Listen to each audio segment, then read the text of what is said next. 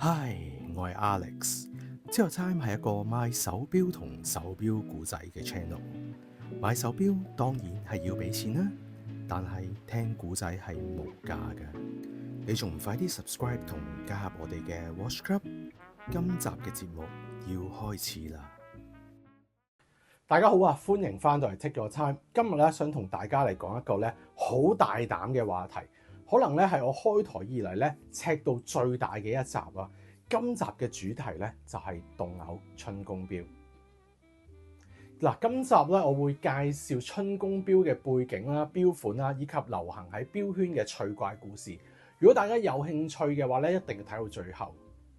嗱，首先講下背景先，究竟咩叫做春宮錶咧？簡單嚟講啊，17世紀開始，歐洲咧就已經有錶匠咧喺懷錶啦、座鐘嘅背面咧畫或者雕咧一啲好露骨嘅場面，譬如唔着衫嘅人物啦、情慾動作啦。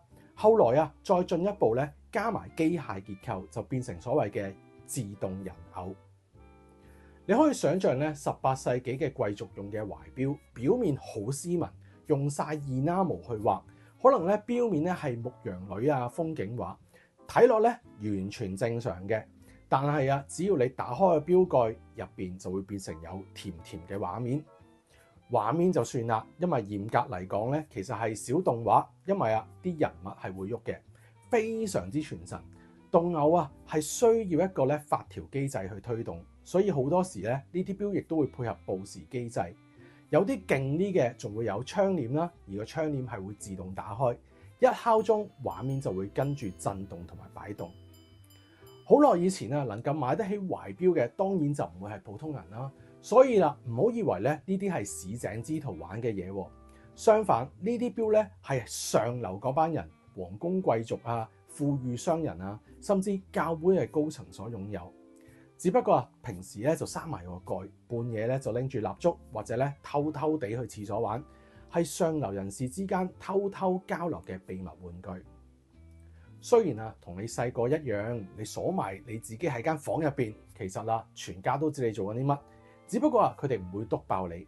但係啊，去到18、19世紀，歐洲好多地方開始收窄所謂嘅風化同道德法例，尤其啊係天主教同埋新教嘅影響好大嘅地區。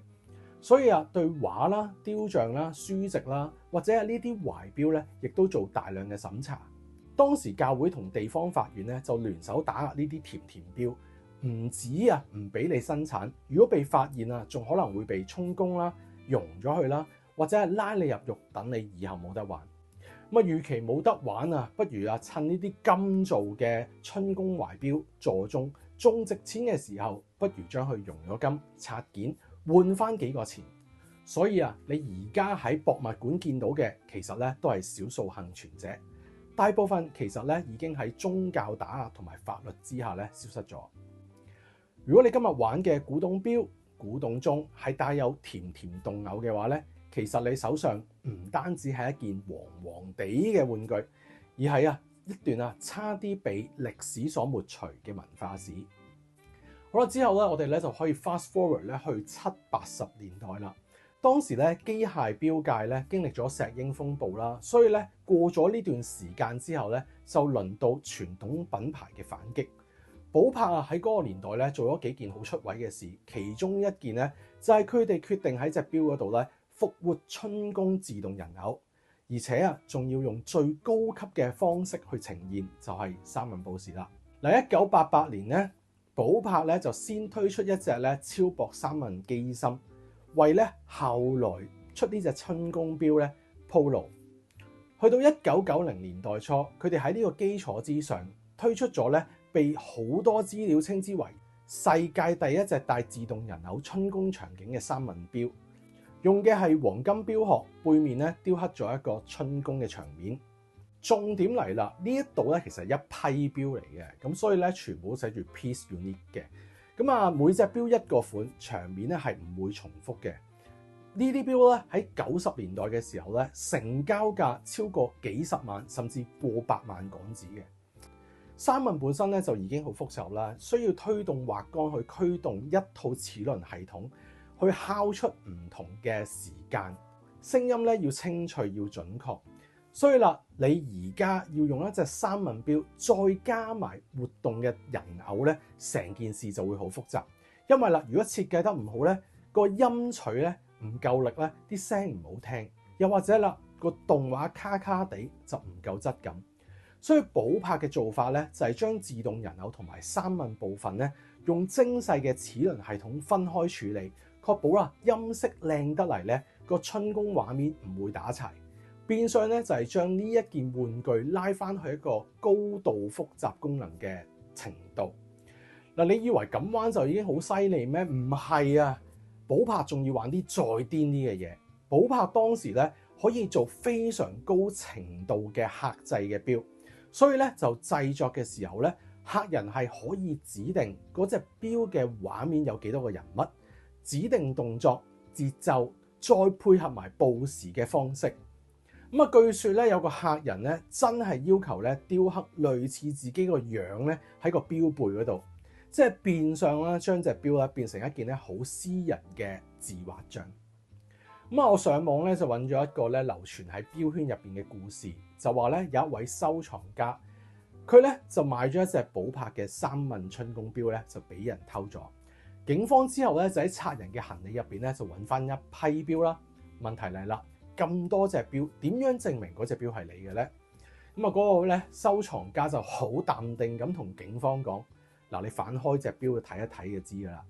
咁啊，當個警察打開咗背面嘅底蓋，見到一個金雕嘅人物，同前面嗰位報案人嘅樣貌極度相似，而且啊都係做緊一個咧相當親密嘅動作，畫面相當難忘。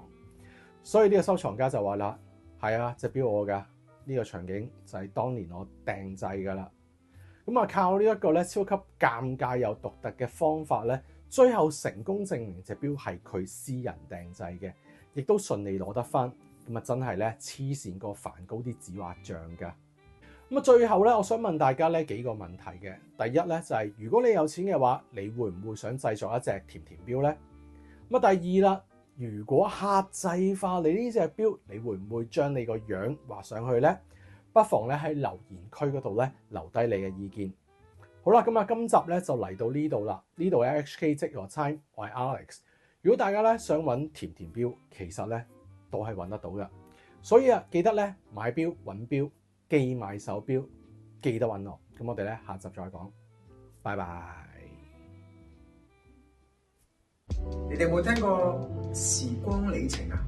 時光旅程咧就係專收你名牌手錶嘅。如果你嘅手錶需要維修、抹油、打磨、翻新，就記得去時光里程啦。時光里程可以幫到你，揾佢哋啦。我話嘅，重慶大廈再行前少少嘅2樓就係時光里程啦。